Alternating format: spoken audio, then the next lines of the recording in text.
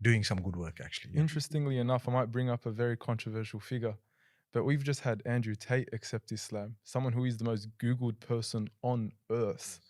And it's very interesting that Allah subhanahu wa ta'ala would use such a person to accept Islam, someone who has a very strong influence on disadvantaged young men, young males, who speaks to them. He calls them young kings and has a very profound impact on them. It's very interesting that Allah would use someone like him. And we ask Allah to protect him and to actually make this conversion sincere. What are your thoughts on that?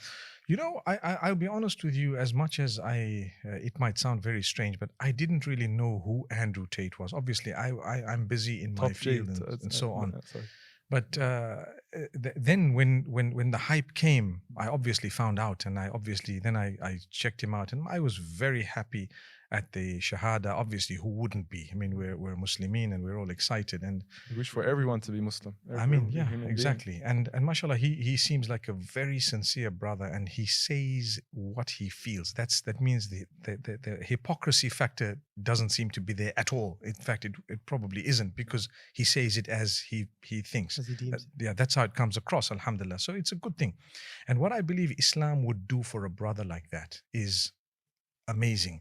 It would streamline his ideas, and actually, between misogynism and feminism, those are the terminologies that people use today. We have a beautiful Islam. The Prophet ﷺ's approach, because I know I faced some of my friends, some scholars as well, and some regular Muslims who sometimes have told me certain things. No, Sheikh, you're too soft, and no, Sheikh, you're this and that. And I tell you, it's not that.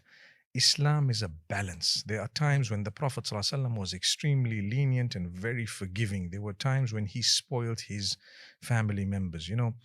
There is a balance. It's happened to me where people say, oh, you said this and you said that, but we're calling towards a balance. A man needs to know, and a woman, when to be lenient, when to be a little bit harder, when to be a bit harsh, when to forgive, when to hold things, and so on.